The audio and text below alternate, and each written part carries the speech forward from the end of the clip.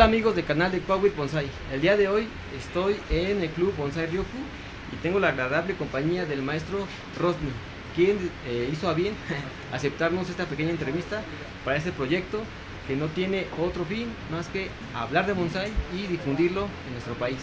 Rosny, maestro Rosny, un gustazo. Gracias, Salvador. Gracias por aceptar esta entrevista. La verdad Gracias es que por abrirnos la puerta de su club, porque la verdad estaba nervioso.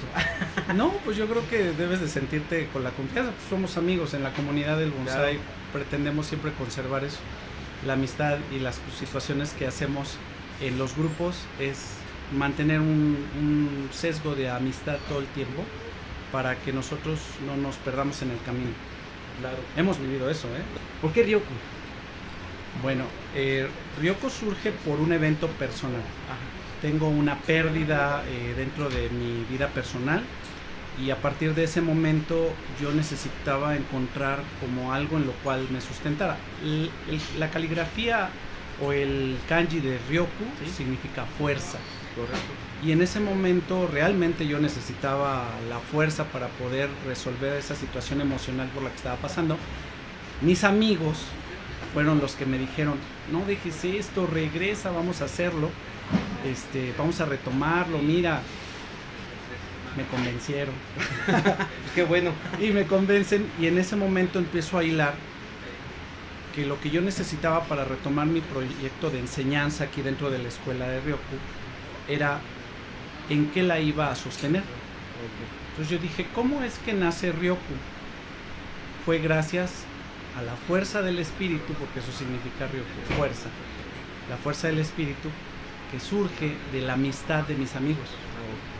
Entonces en el eslogan o el emblema que usa la escuela es Ryoku es la fuerza de la amistad que nos hermana. Porque he procurado que la escuela sea un sitio de encuentro y de amistad. Muy bien, interesante. Es decir, el mismo kanji Me describe en cuanto a esa mala situación. Así es. ¿Cómo es que la sobrellevas? ¿Cómo la sorteamos? Exactamente. ¿Y cómo empieza el maestro Rosny en el bonsai? ¿Cuáles son los inicios de usted en este arte? Bien. De niño tuve un acercamiento indirecto con los bonsais por circunstancias. Iba paseando con la familia, yo era un niño de 7, 8 años y me acuerdo que mi madre nos llevaba a todos, ¿no? Éramos una familia, gran familia, feliz, dice todos. Y yo me quedo embobado en una vitrina de un negocio sobre Avenida Insurgentes, muy cerca de la Glorieta Insurgentes. Esta tienda se llamó durante muchos años el Nuevo Japón, era una tienda de importaciones orientales. Todavía si pasas por ahí ves la fachada del edificio, está en una esquina. Ahora se convirtió, o si no mal recuerdo, en un General Nutrition Center, en un GNC para fisicoculturistas. Bueno, desaparece la tienda, pero en el momento que me tocó pasar por ahí, tenían 2 árboles en la vitrina. ¿A poco? Y esa imagen de esos árboles fue lo que a mí me atrapó. En un momento dado, la imagen me cautivó tanto que me quedé ahí embelesado viendo los árboles. Claro. Mi madre se sigue, ya te imaginarás el show, llegan al metro, la estación del metro Insurgentes. Yo me separé de la comidilla, de la comitiva que llevaba mi mamá de niños. Pues ella asustada se regresa, ya me encuentra y pues lo demás es historia, que esa ya no la cuento porque me fue como en feria. O sea, pero de pronto te quedaste en la tienda y tu mamá llegó hasta el metro. Sí, mi mamá llegó hasta el metro y espantadísima, pues se regresa y tanta gente, ¿no? Rodney. Bueno, ese fue el parteaguas. Con el tiempo y esa primera imagen me quedó como, ¿qué son? ¿De dónde son? ¿Por qué hay? ¿Dónde existen? ¿Dónde los encuentras? Como que esas preguntas empezaron a revolotear de niño. Y resulta que un día, al ir a casa de unos tíos, tenían una pequeña biblioteca. En uno de esos libros de la biblioteca había un pequeño pasaje o capítulo dedicado al bonsai. ¿Y qué libro era? ¿Lo recuerdas? Sí, era un libro de Reader's Digest que era hágalo usted mismo. Como todo Reader's Digest. Sí, ¿no? Exactamente, que te dicen qué hacer y hacerlo. Y venía un apartado. Un apartado, eran como 6 páginas. O sea, ni un capítulo era. Ni un capítulo, eran 6 paginitas con unas fotos recortadas y el inicio del bonsai. Ya, se acabó. ¿Había una foto o algo ahí? Sí, pero eran como si tuvieras esta parte así, ¿no? Una parte abstracta. No era todo el árbol lo que se veía. Interesante. ¿Y qué decía? ¿Recuerdas qué decía el libro? Sí, decía de inicios, cómo se hacían los árboles, se usaban vasijas, los árboles se cultivaban durante mucho tiempo, se podían combinar con rocas, eso, digo, estaba padre, pero no me decía todo. Pues cada que íbamos con los tíos, ¿me deja ver su libro? Una y otra vez. Y siempre repetía el libro, no sé cuánto tiempo, mi mamá se daba cuenta. Hijo, ¿qué lees? Pues un capítulo de bonsái, ¿no? Total, mi madre a los cerca de los 11, 12 años, en mi cumpleaños 12, mi mamá me regala mi primer bonsái. Me lleva a un lugar donde vio los arbolitos y me dice, escógelo. Ok. Y entonces, pues de ahí, no, pues, o sea, mi mamá contribuyó a que eso se hiciera como la bolita de nieve. Fue la culpable del vicio. Sí, fácilmente. Wow. Y de ahí fue ya después como adolescente, como ir haciendo mis pininos de cosas que todavía no sabía realmente cómo se realizaban. Fue a los 17, 18 años cuando encuentro un primer librito de bonsái en una biblioteca X. Era editorial de Becky, todavía conservo ese libro en blanco y negro, así. ¿No lo tienes de por casualidad? No, aquí no, porque aquí se me echan a perder por la humedad, pero sí lo tengo en la casa. Una foto para subirlo al video, ¿qué te parece? Claro, la mano. Sí, claro que sí. Perfecto. Y esos fueron mis inicios de cómo empecé a visualizar el bonsái, todavía sin saber cómo lo podía empezar. No, imagínate, yo adolescente, joven adulto. Con el tiempo conocí amigos que se interesaban también en el bonsái y era como la camarilla de, en vez de irnos a tomar la chela, vamos a la biblioteca a ver si encontramos libros de bonsái. Y íbamos en bola, ¿no? Claro. Encontramos libros interesantes, me acuerdo que encontré mis primeros libros en inglés, como El Tratado Práctico de Wolfgang Kabolek. Okay. Es un libro muy grueso que habla de muchos aspectos del bonsái. Y encontré un libro del Jardín Botánico de Brooklyn en Nueva York, que también era un libro grande. Ese formato me gustó mucho, todo a color, un empastado precioso. Y ya estaban de liquidación esos libros. O sea, uno lo encontré en el Fondo de Cultura Económica y otro lo encontré en Gandhi de Miguel Ángel de Quevedo. No, pues no perdí oportunidad de comprarlos. Un compañero de botánica y venía un capítulo de bonsái, ¿o cómo era? ¿Cuál? El último. El de Brooklyn. No, era de bonsái, pero ¿Todo? era todo el pabellón de bonsái del Jardín Botánico. Okay. O sea, el Jardín Botánico de Brooklyn en Nueva York tiene su pabellón de bonsái y de eso hablaba el libro. Solamente Piezas de 100 años, de 200 años, de 60 años, de 30 años, hechos en el museo directamente ahí. Pues había un maestro encargado de la curaduría exactamente del museo. Perfecto. Y de ahí De ahí ya vino como la oportunidad de explorarlo a un nivel un poquito más serio. Ajá. Yo ya empezaba a trabajar de manera formal dentro del Instituto Mexicano del Seguro Social. Y me invitan, cuando se enteran mis jefes que yo practicaba bonsái o que hacía mis intentos de hacer bonsái, ¿cuándo nos das una plática? Oh, increíble. No, pues yo fascinado, preparando mi material. Me buscaron un área donde pudiéramos hacer una proyección. Perfecto. Las unidades tienen pequeños auditorios. Sí. Entonces ahí me prepararon todo, yo llegué con mi presentación, di mi plática, exitazo. ¿Cuándo nos das taller? Me abrieron la posibilidad de hacer un taller dentro de la primera unidad del Seguro Social donde hice una práctica de bonsái. Fue en la Clínica 18 en Gabriel Mancera, en la del Valle. Ahí fue como esa vorágine que te lleva de ¡pum! Te dejas ir, ¿no? O sea, ¿ahora qué haces? Entonces de ahí brincamos a escalar el proyecto. Me encontré con unos amigos, mi amigo que era José Luis López Robledo, Manuel Zárate Guerra, eran profesores de educación básica, escolar primaria y era educación para adultos, nivel secundaria preparatoria. De línea. Ajá, de línea.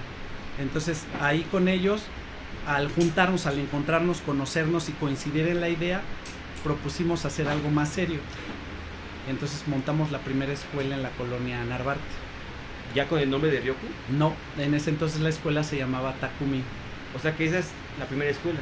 Así es. ¿Y qué te lleva a formar entonces la escuela como tal? O sea, ¿qué te lleva a formar esta parte de la educación formalizada, es decir, empezar a impartir la educación a través de... Es que en su momento, de lo que yo me di cuenta junto con los muchachos, es que había talleres. O te encontrabas a alguien que te decía, mira, ven, yo te enseño. Pero no había algo estructurado. Entonces como que siempre te quedaban huecos o había lagunas donde decías, es que pues, sí está padre lo que me enseñan, pero ¿por qué esto? Porque empezaban los porqués. O sea, no había como tal un orden. Así es, no había un orden. Entonces podíamos ver unas cosas ahorita, otras cosas después, pero no había una sistematización que te ayudara como a ir recopilando una información más sólida, Ajá. que se fuera acumulando y te diera más base, sustento. O cómo le explicas a una persona por qué el bonsái tiene estas características, o Sí, por qué claro. el bonsái surge en este momento, por qué el bonsái viene y llega a México. Pues nadie te decía eso. Sí. Entonces de ahí, con el pasar de los años, me acuerdo que en el año 2000 llegamos al bosque de Chapultepec en un proyecto, nos invitan a participar contra el Instituto de la Juventud, que era para la tercera edad, y nosotros como escuela de bonsái, pues nosotros ganamos el proyecto, nos permitieron usar un área muy grande, teníamos hemiciclo al aire libre, teníamos... Cierto, ahorita que recuerdo, había 2 sedes, ¿no? De Ryoku. Me acuerdo Sí. que me metía yo antes. Así es, teníamos sede en Sí, Chapultepec, es cierto, y tienes teníamos razón. sede, bueno, se puede decir que teníamos aquí, pero en ese entonces Ajá. no era Ryoku, era Takumi. Takumi Bonsai evoluciona y se convierte en asociación civil. Y gracias a esa asociación civil es que yo logro ir a Japón a tener como mi primera experiencia de relaciones públicas, vivir una exposición mundial, la Taikanten, en el periodo de otoño, y posteriormente lo que hicimos en ese momento fue como agarrar esas oportunidades, ¿no? Porque no siempre se te presentan. Sí. El ingeniero Nobuyuki Asuma Matsuo, en paz descanse, pues ya no vive con nosotros, en el 2004 nos hace la invitación para ir a Japón a principios de 2004. Nos vamos en diciembre. Ay, en la torre, ¿qué haces? Pues empiezas a juntar tu lanita, ¿no? El viaje a Japón en ese momento costaba $2,400. O sea, no era nada con lo que ahora gastas para ir allá. Entonces, entre la asociación y los ahorros que yo pude juntar, completé para pagar el viaje a tiempo. Y ya nos fuimos. ¿Cuánto tiempo estás tú allá? Allá nos fuimos en un charter de 10 días. Ok. Y regreso a México con la idea de encontrar un nivel, una estructura mayor, una formalidad mayor en cuestión de instrucción. Ahí es donde empieza la certificación. Para ese momento, la Federación Mexicana de Arte Bonsai, la FEMEXPO, que ya no existe actualmente, se deshace entre el 2009 y 2010, se desintegra la FEMEXPO, pero ella toma las bases para hacer una certificación auspiciada por Bonsai Clubs International, la Federación Latinoamericana de Bonsai y FEMEXPO. Entonces nos convocan 2005, 2006 y 2008, vienen las certificaciones.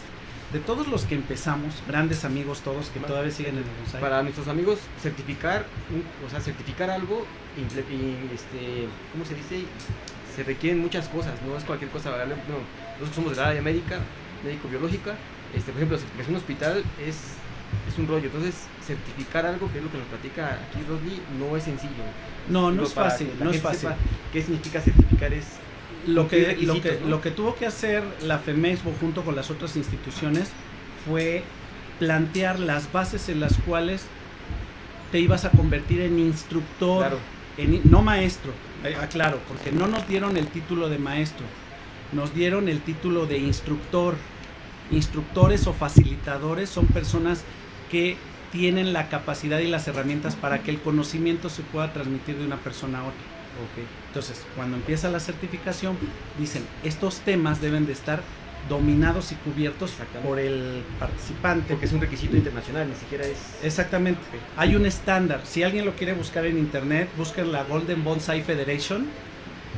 Dentro de su página van a encontrar las bases para la instrucción de instructores de bonsai, cómo preparar instructores de bonsai. Entonces de ahí se tomaron las bases. O sea, eso ya existía mucho tiempo antes de que nosotros siquiera en México lo tuviéramos que planear, sino se tomó esa base. Y con la ayuda del maestro Guillermo Castaño se tomó una guía, una pequeña guía que él formalizó, que él hizo en un panfleto impreso y nos lo dio a los que se convocaron, los que quisimos participar, y a partir de ahí tuvimos nuestras fechas de presentación, ¿no? Okay. Como dicen, cuando vamos a hacer el concurso de contraposición, ¿no? Contra los demás. y ahí nos evaluaron. ¿Ese es uno que es negro con verde y amarillo? No, Porque recuerdo cuando compré herramienta y me obsequiaste un librito pequeño. Así es, no, ese Ok, no era. ya nada más, Ese es de mi amigo Mauricio Espinosa. Lo voy a poner aquí en el video para que vean El maestro Mauricio Espinosa es el fundador de Kokoro no Mori, Asociación de Bonsai de Chiapas. En aquel entonces, yo estoy hablando de cuando conocí a Mauricio, era por ahí del 2007. Okay. Entonces, bueno, es otro. Es otro, diferente. Esta guía yo todavía la conservo por ahí para que en algún momento les mando foto para que la tengan en el anal de sus archivos. Claro que sí. Porque son documentos que aparecieron por única vez en algún momento y ya no se volvieron a ver. Y que no son fáciles de hacer. Sí, definitivamente. Y implica un esfuerzo.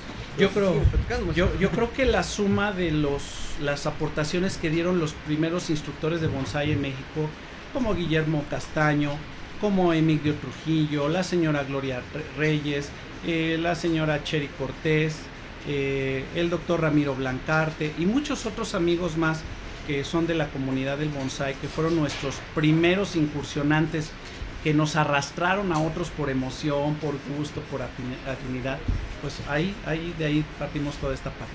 Entonces, decíamos, la certificación fue con temas, conocimientos y habilidades que tú tenías que demostrar, y no solamente ante los sinodales que había, los maestros que ya estaban para evaluarte, sino al público en general. Es un aporte era al público en general. Tú tenías que demostrar cómo explicarles qué era un bonsai, hacer recorridos, de alguna manera como atraerlos con tu plática. Y la otra era demostrar los conocimientos que se habían puntualizado desde un inicio. O sea, tenías que demostrar el ABC del bonsai a quien no conocía. Así y es. demostrar a quien ya sabía que Así dominabas es, ese que dominabas ABC, los temas, ¿no? exactamente. Eso era lo que, entonces te sorteaban temas, decían, a ti te toca hablar de cerámica, a ti del alambrado, a ti de los estilos, a ti de todos los temas. Okay. Éramos 12 participantes cuando inició la certificación, solo llegamos 3 a la final. O sea, te estoy hablando de 2005 a 2008, 3 años después, solamente llegamos a la final 3. El maestro Hugo Zamora, que es mi amigo, compañero aquí, vecino de las instalaciones de la escuela. El maestro Saúl Hernández de Guadalajara, que alumno discípulo de Cheri Cortés, y un servidor. Perfecto. Felicidades y gracias en nombre del bonsai en México, porque no es fácil, o sea, hay que reconocer lo que se hace bien, y el certificar y el profesionalizar algo no es fácil y se agradece, porque entonces estas generaciones nos abren la puerta a nosotros, que estamos empezando y divulgando. Sí, claro. Y siempre honor a quien honor merece. Bueno, te digo, ese honor no me corresponde, yo solamente soy un facilitador, pero todas esas personas de las que ya platiqué, ellos de verdad merecen ese agradecimiento colectivo, porque Claro, si no ha sido por ellos, no hubiéramos tenido la posibilidad de crecer individualmente los participantes, y todos siguen en el ámbito y en el mundo del bonsai, de una o de otra manera. Dentro de la enseñanza de la escuela, ¿cómo funciona tu escuela? Es decir, ¿cuáles son los pasos que tú consideras que debe seguir el aprendiz de bonsai? Bien, primero, las personas que vienen a aprender bonsai, la mayoría de ellas no saben mayor cosa del bonsai. Lo ven, lo ubican porque pues han visto imágenes, revistas, han visto en mercados, plazas y todo, pero no tienen una clara idea. Muchos no. La mayoría vienen por la curiosidad, el interés y algo que les atrae. Pero cuando llegan aquí empezamos a poner las bases para que haya un estándar de conocimiento para todos. Que estemos de acuerdo en la definición y qué es lo que tenemos que integrar en nuestras habilidades y conocimientos para que tengamos una buena experiencia de bonsai. Eso es importantísimo.